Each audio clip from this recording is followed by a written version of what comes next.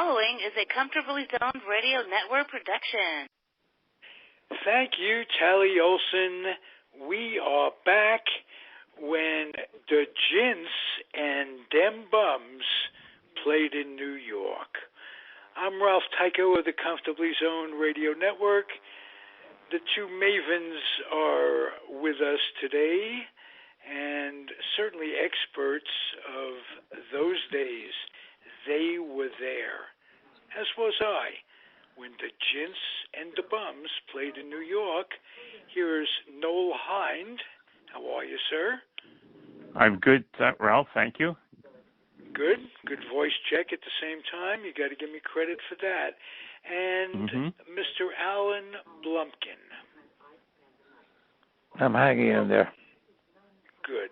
I'm glad you're reaching the point, and you're among the three of us the only one still in New York, and you are reaching the point weather-wise where it's not going to be fun from here on for a while until spring training.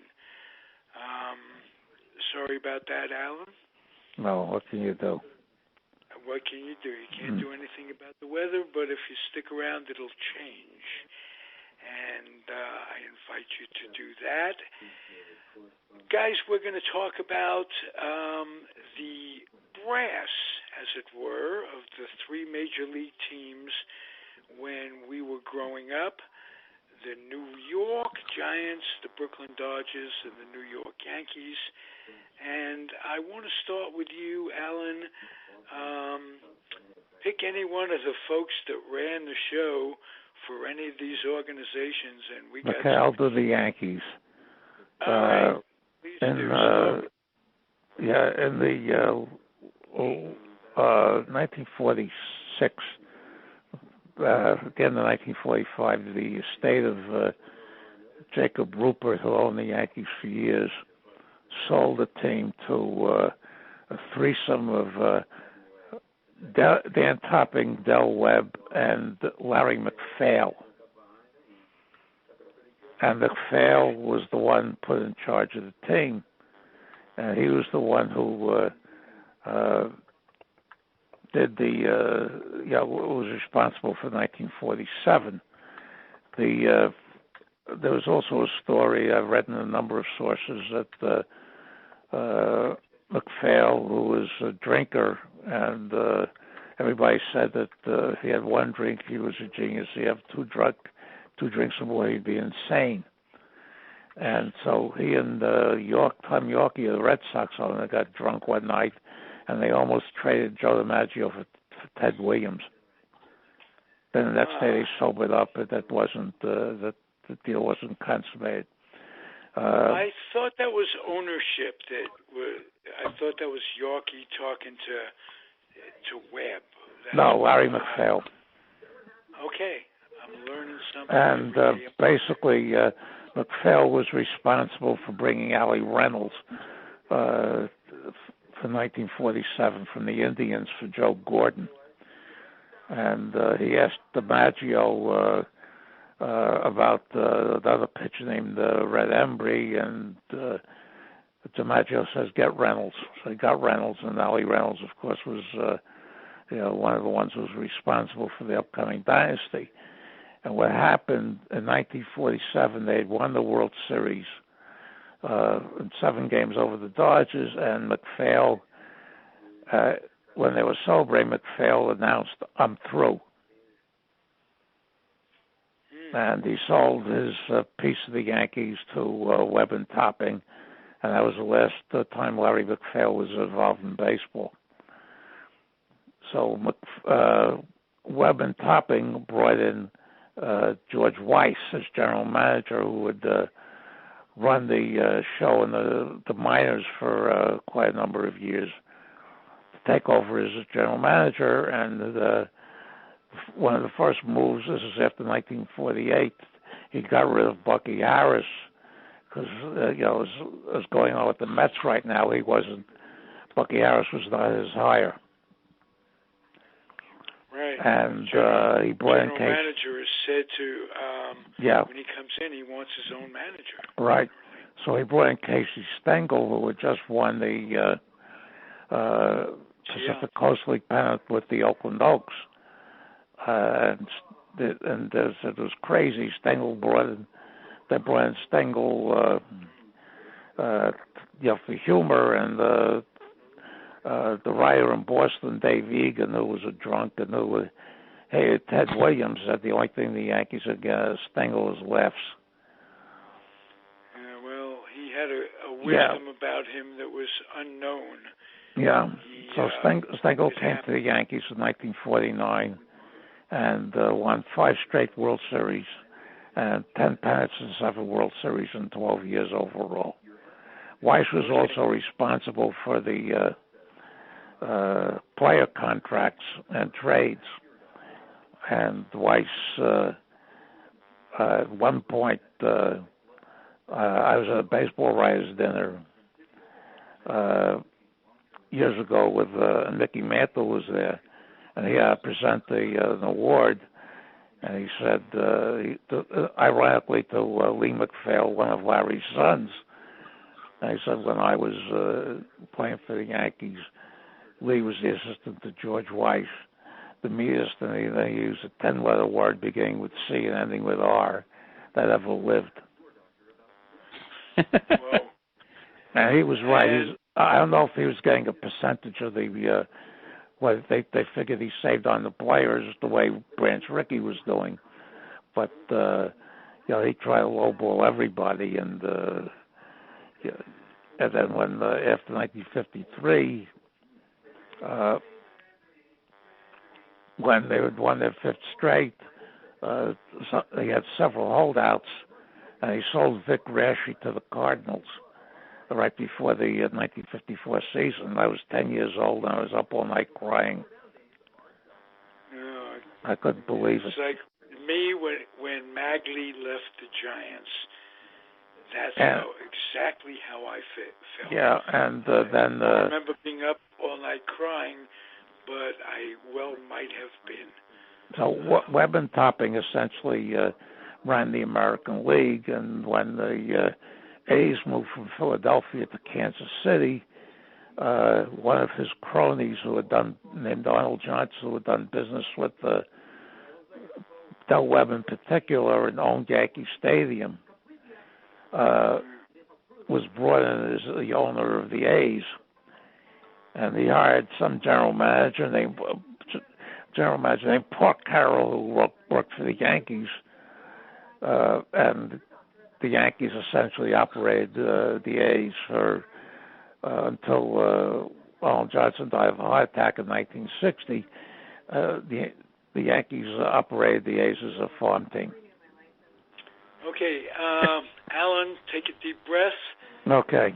I want to come back to you about George Weiss. Oh, yeah. But I want to give Noel a chance to talk about Lee and Ricky situation in Brooklyn, how the rift got started, how the transfer of power got started, etc. Mr. Noel Hind. I'm sorry, which situation in Brooklyn? The O'Malley and Ricky rift. And, well, Alan would probably know this better, so I will throw out some generalities, and then Alan can come in and rescue me.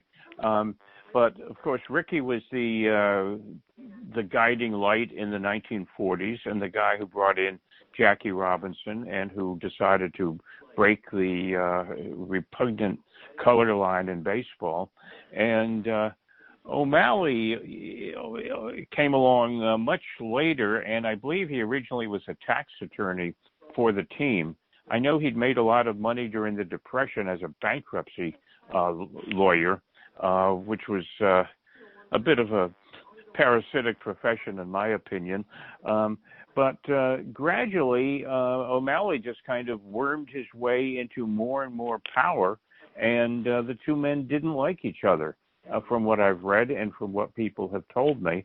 Eventually, I guess O'Malley bought Ricky out and assumed the power of the team.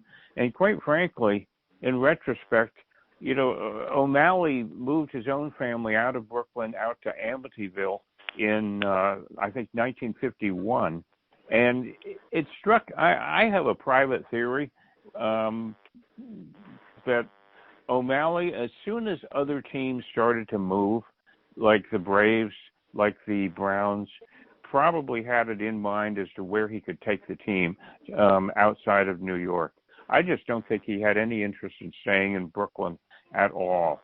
And I came across, when I was writing the final game at Ebbets Field, I found a lot of references to O'Malley would come into the office and complain about how the Braves, who were now in Milwaukee, had sold 40,000 tickets, and they got to keep the entire parking for 20,000 cars or something. It was always people doing so much better somewhere else.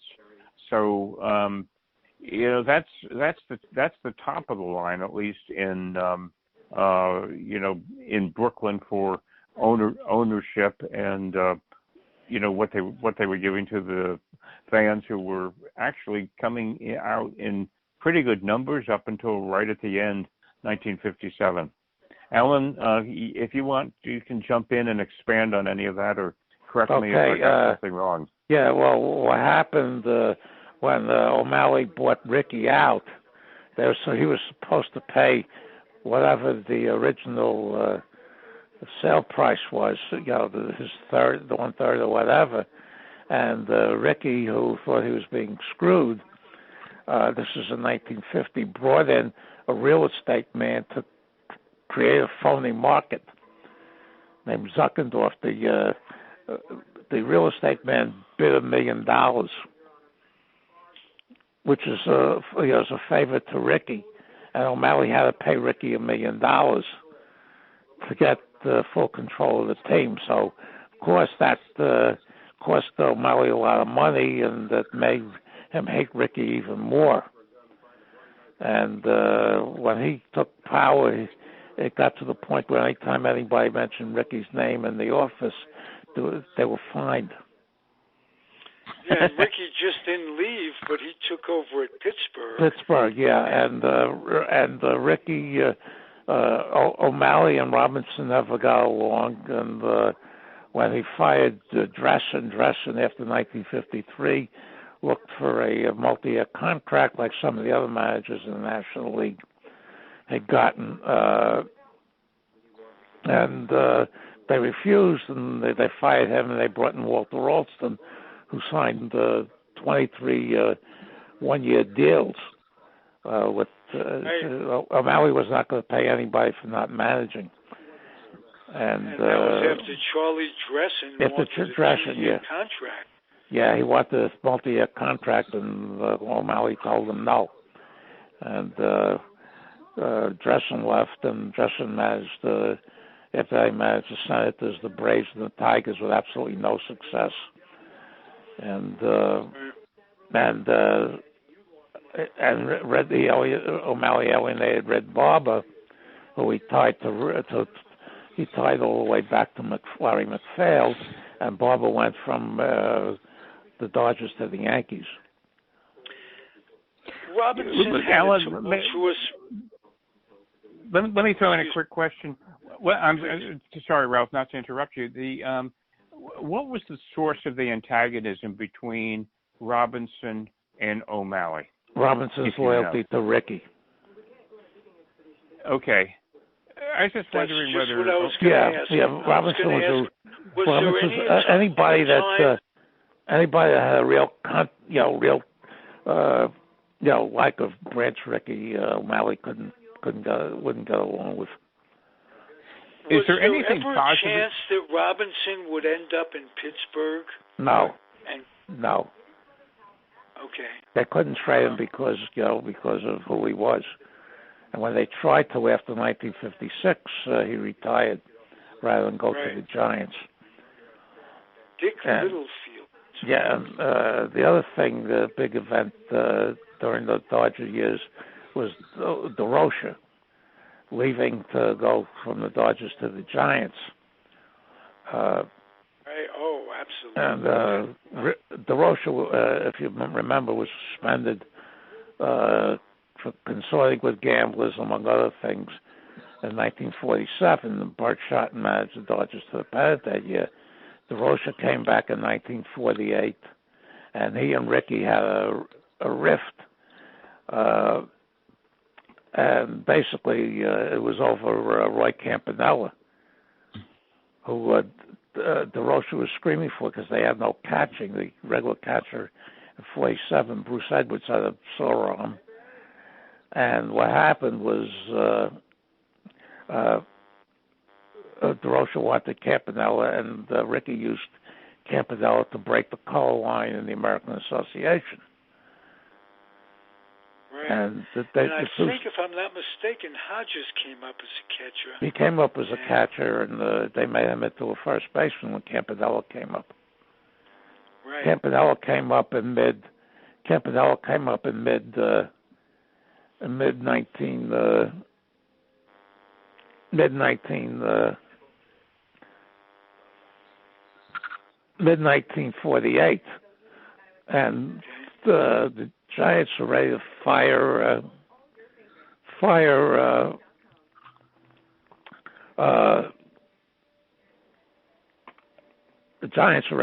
Mel Ott, and he said Stoneham asked Rickey, if Bart Schotten was available. He said, Schotten. He says, you want DeRocha, you can have him. So DeRocha jumped, which was DeRocha was very heavily identified with the Dodgers, and the Giants fans went nuts when they named him manager, and he did wind up leading the Giants to 2 pennants and 1 World Series. But that was from what I read. I was only 5 years old at the time. I read later that was a tremendous shock to the Giant fans at DeRocha, who they hated for years, was coming over to manage them. But they quickly fell in love about the time that Willie came up. And the Stoneham asked DeRocha after that season about the team, which was full of heavy-legged hitters, and DeRocha said, back up the truck. Right, and he was the one that encouraged Stoneham to pick up Stanky and Doc. Stanky and Doc. Yeah, they got rid of all the lead. They got rid of all the leadfoots. The only ones, three regulars he kept were Whitey Lockman, Bobby Thompson, and the pitcher Larry Jansen. Yeah, and they were. Yeah, and that was it. Yeah. Thompson and Lockman were pretty fast. They were speedsters. Yeah. They were just coming up. Well, Lockman had tremendous speed, and they broke his ankle and missed. It was 1947. Missed almost the whole season. But he kept those 3. Yeah. Ankles were a problem with the Giants. Mueller sliding in the playoffs and missing the World Series. And Bobby Thompson broke it when they went to Milwaukee. Monty Irvin broke his ankle. Monty Irvin broke an ankle too. In spring training in 1952. Yeah. Right. That's an interesting point. You don't really hear about people breaking ankles as much now as you see when you go back and look at all those injuries. I wonder if there's a reason. Well, now they bust obliques. Head first sliding. Yeah, now they hurt obliques all the time. Which was unheard of. Yeah. Nobody knew what an oblique was. Yeah. Nobody even knew the word. Right. Dusty Baker said something. Dusty Baker played like 22 years, never was once on the DL. And he said when he played, that's the words he used. We didn't know what an oblique was. It was just, and I think it's just players putting too much strain on their body, either artificially or in workouts with weights or whatever, and trying to get being out of themselves and not staying in their bodies, trying to throw 100, and you could throw 100 for a while, but you're going to break down. That's just my rambling. Noel, anything you want to add to any of this? No, I just ramble a little bit since you just set the precedent of rambling once again. The interesting thing about the Giants is, yeah, exactly. What are we good for if not to ramble, right? Right. The interesting thing about the Giants, looking back on it historically, is, for better or worse, the stability of the front office between 1936 and 1957. Here's where I'm going with this. The few people who are still alive who can remember the Giants in New York remember really the late 50s. Some people maybe the late 40s. 1936 to 1957, in the grand scheme of a lifetime, is not that much. It was 20 years. But it actually, in some ways, seemed like an eternity because of the stability on the team. Charles Stoneham, Horace's father, died in 1936. Horace took control of the team, and Horace basically, as a hands-on owner, ran the team, or at least oversaw the running of it day to day, until the team left New York and then subsequently in San Francisco. He had, I believe, two general managers. Bill Terry was a general manager, and then Chub Feeney, who was actually Charles Stoneham's grandson, was effectively the general manager, but I think his title might actually have been head of baseball operations. So from 36 to 57, it was Terry and Feeney. There was none of this stuff like you had going on in Brooklyn, where Schotten was in, Leo was out, Alston was in. It was a very, very stable situation. And to my knowledge, over the course of those 20 years, I'm hard-pressed to think of very many brilliant trades that the Giants made. It was usually bringing somebody up or signing somebody. They get a lot of credit for that. I guess the trade that Alan just mentioned, which brought Dark and Stanky to the Giants, might have been the best one that was made in that era. But to some degree, I give DeRocher more credit for that trade than I do to Chub Feeney. Maybe that's debatable. I don't know. Anyway, it just seems to me that when the Giants were cooking in the 50s, it was because they signed a Monty Irvin, or they signed a Willie Mays, or they signed, trying to think of who else, Sal Magley, once the Mexican League fiasco was over. So if anyone wants to jump in on that, I can remember some trades. There was a huge trade they made in 1956 that brought Shane Dinst and I guess it was Jackie Brandt and Ray Cott, and I think Dick Littlefield may have been in that one also, to the Giants from St. Louis. It was an 8-player trade. I woke up to it when I was like 10 years old on a morning in June, and it took the Giants all the way from 6th place to 6th place, and it took the Cardinals from 4th place to 4th place. So I guess it was you could say it was a good deal for both teams, because neither went down in the standings. There was an expression, dogs for cats. I remember in those days. Yeah, Bill Veck and Frank Lane used to do that with utility infielders. They trade them back and forth just to get newspaper space. Yeah. Well, there was not to get going on the Cardinals, but there were members of the Cardinal team at the time. Alan, both of you probably remember this. Lane came in. He had been an executive with the White Sox, and Lane came into the 55-56 Cardinals, and he didn't feel like he'd had a good day unless he'd made a trade. and he was just ripping that club apart for basically a short fix. And he got rid of people like Enos Slaughter, I think. He got rid of Bill Verdon. He got rid of, I'm trying to think who else, Tom Paholsky. The whole lineup of Cardinals, Reg Shane. He tried to get rid of Musial, and August Bush nixed it. But it was a crazy time. Here's what I was starting to say about that. There were people on the Cardinal team who actually thought that Lane got a sexual charge out of making a trade. You can make what you want of that, and I could see how they came to think that. Well, then they went to the Indians and built them up and then wrecked them. Yeah.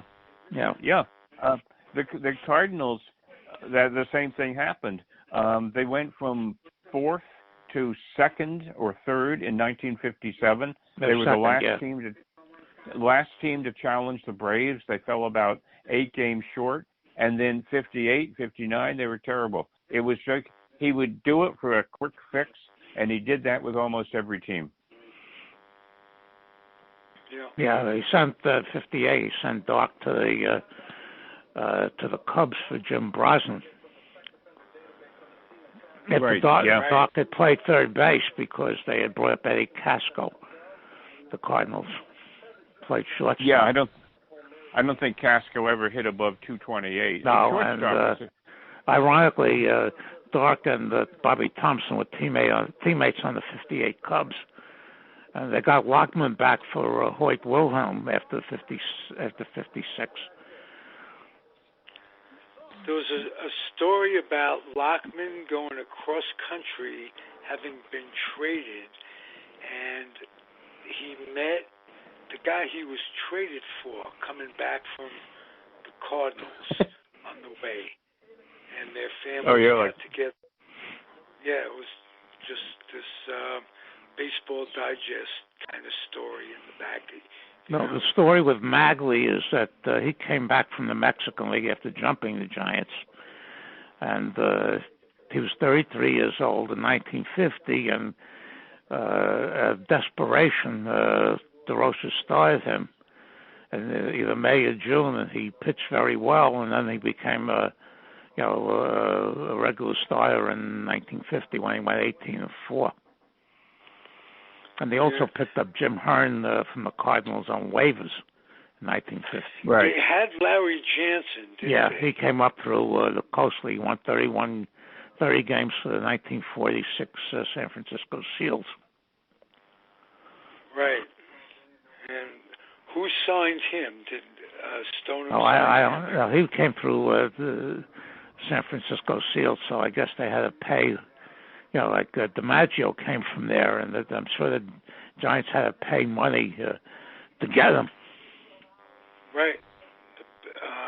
Not for him. They didn't pay the player. They paid the owner of the minor league team. And the players didn't get any cut of the purchase price most of the time.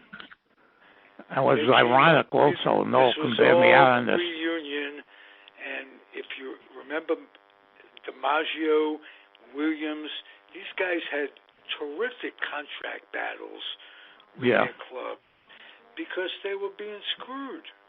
The owners had you by the gonads, and they knew it, and they took advantage of it. And there was this book written by Giamatti, We'd Have Played the Game for Nothing, about the 50s players and what have you.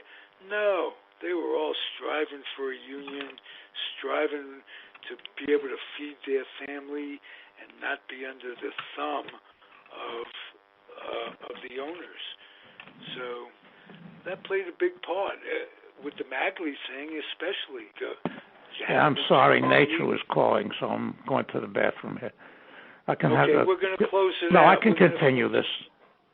Okay. Come back. We'll chat a little. While Alan lets nature call. Or do you want to take a little break? And there's a couple of things I'd like to add.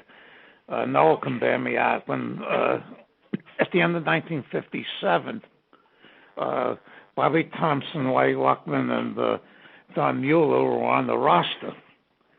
And before they moved to San Francisco, they got rid of all three of them. I think the only two that they took to San Francisco were among the regulars were Mays and Johnny Antonelli. Okay. And they took Ruben Gomez.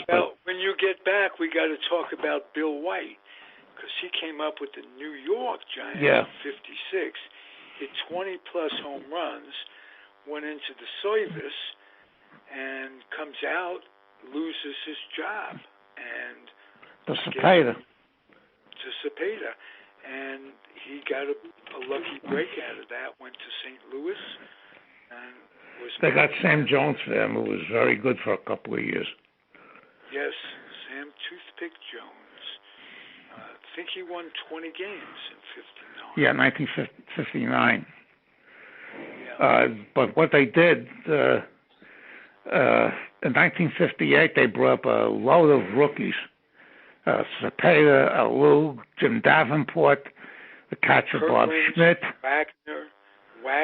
Leon Wagner, yeah, and they had a load of rookies, and they finished third place. And a lot of people suspected that these guys were held down in the minors in 1957, so Stoneham had an excuse to leave.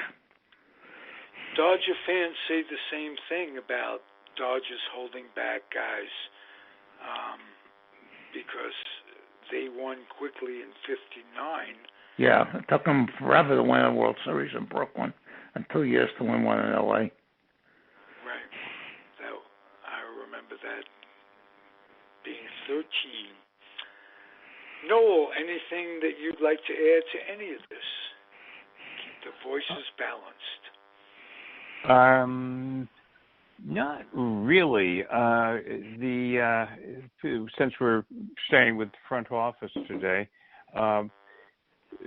the only things I can really think of in closing was years ago I had a couple of conversations with Matty Schwab, who was the groundskeeper at Ebbets and then later in the Polo Grounds, and famously had the apartment under the left field grandstand. And I asked him, since he went to San Francisco, about the actual moving, and he referenced that the Giants had to clean out all of the files with old contracts and everything and move west. And I said, whatever happened to all of those old contracts? Did they get put in storage? Did they go to San Francisco? And he said, no, they just threw them all out. And I said, you're kidding me. You know, like Carl Hubbell's contract from certain years. And he said, they threw out everything. And it was probably like memorabilia that could go for millions of dollars today without any question. Stuff that went back to 1908, 1911, and it just went into an incinerator somewhere. It reminds me of the baseball card, the barges they sent. The 52 high numbers, yeah. Yeah. Whoa, that's very sad in a way. They sent it they dumped them in the Gowanus. Yeah. Now, one of the things when I used to be very heavily invested in collecting things, and the Holy Grail was a 1951 World Series program issued by the Dodgers. Now, suppose in the blurb by Yogi Berra in the 51 World Series program says this will be Yogi's third series against the Dodgers. They never corrected that.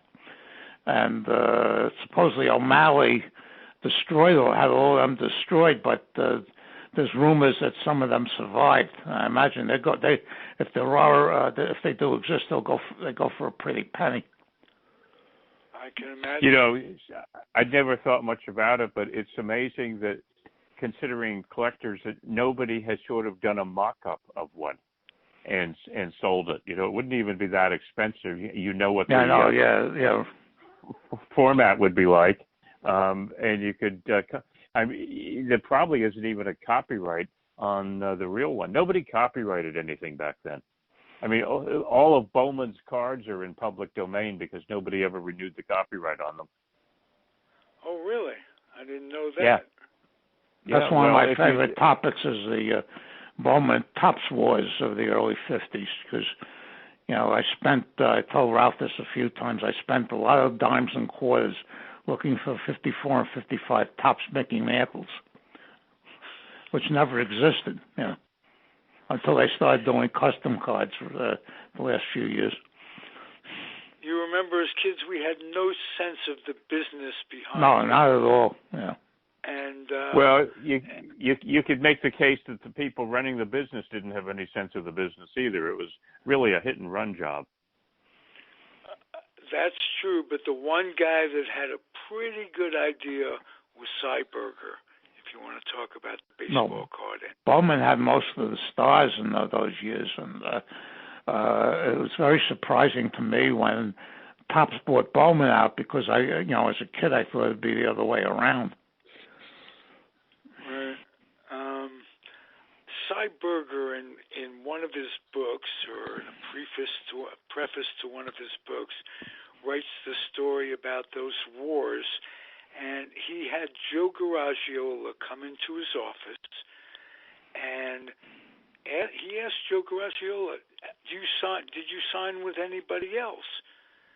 And Garagiola says no, and Cy Berger had a copy of the contract that he had signed with Bowman's in his desk. And he just looks at him and he says, well, fine, sign this. Because these contracts were supposed to be exclusive, but these guys were taking money from both sides. And you couldn't blame them either. They were getting screwed. They get a catalog gift as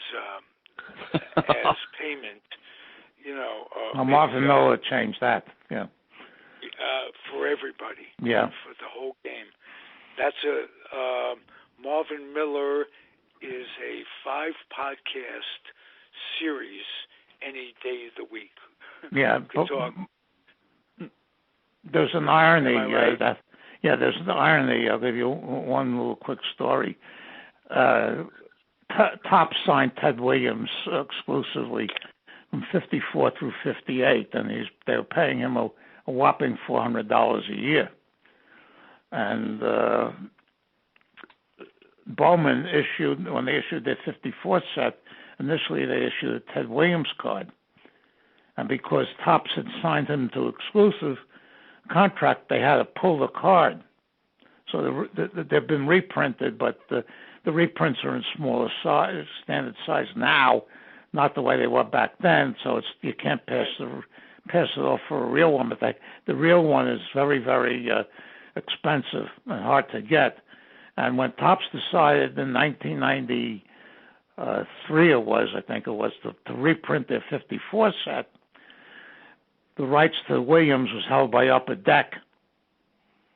So Topps had to pay Upper Deck probably all the money they got from Bowman 40 years earlier to reprint the two Williams cards. Is that 54 set on eBay and what have you? Is that easily picked up? The reprint set, yeah. Yeah. The real ones, no. Yeah, they have I know the real ones are. The real one, they have the rookie cards of Banks, Aaron, and Al Kaline. So those cards are very expensive. Right, but the reprint set is still reasonable. No, it's probably about $60-$70. Okay, and well worth it if you're into collecting baseball cards. Well, the real ones, Bowman reprinted everything from 48 to 53, and I bought them all because I couldn't afford the real ones. Yeah. Yeah, I couldn't afford the nickel cards when I was a kid. I remember how valuable it was to a kid to open a pack of baseball cards. Oh yeah. What an experience that was. I get together with a group of kids and we trade the doubles for singles. Doesn't matter if you had Mickey Mantle and you had Joe Blow. I trade you Mickey Mantle for Joe Blow because I needed Joe Blow and he needed Mickey Mantle. And that's what it's like. Nobody never knew that this stuff would be worth a lot of money. know, some guys like me would just flip them away. You know, Yeah. flip them against the wall and lose them and what have you. And the lucky ones are the ones whose mother didn't throw them out. You know, my case, when new ones came in, I had to get rid of the old ones. Right. Couldn't keep too much in the closet, God forbid. No. I have a close friend of mine who's done a few podcasts with me, Al Anderson, whose mother didn't throw them out. Oh, whoa. We'll talk another time, guys. This was a great one. Noel, anything to say? Haven't heard much from you. If there's anything I'm leaving you out on, I want to know that you're getting your fair share on the air. No, I'm good, and I'm happy to wrap up for today, and looking forward to seeing or hearing both of you guys next week. Beautiful. That's okay, what I like thank to you. hear. Can't tell you how much fun this is for me, guys. Yeah, Ralph, I'm not going to do one tonight. Okay. Because of the holiday. I'm not going to do one tonight. All right. Happy holiday to not only you, but all of those who are celebrating. It's Yom Kippur, and wouldn't hurt to celebrate. Wouldn't help. I can't fast, but I won't. I'm not going to do anything. Yeah. Okay. I wish you the happiest of holidays, guys. Thank you, Noel. We'll see you next week. Okay. Thank you, Ralph. everybody, for listening. It's the Comfortably Zoned Radio Network. I'm Ralph Tyko, the weak link of it all. Adios, guys. Good night. Bye-bye. Good night. Take care. The proceeding has been a Comfortably Zoned Network production. You are advised to keep your dreams wet, your humor dry, your children and grandchildren out of military recruiting offices and off the laps of clerics who wear dresses. Thank you for listening, everyone. Happy trails.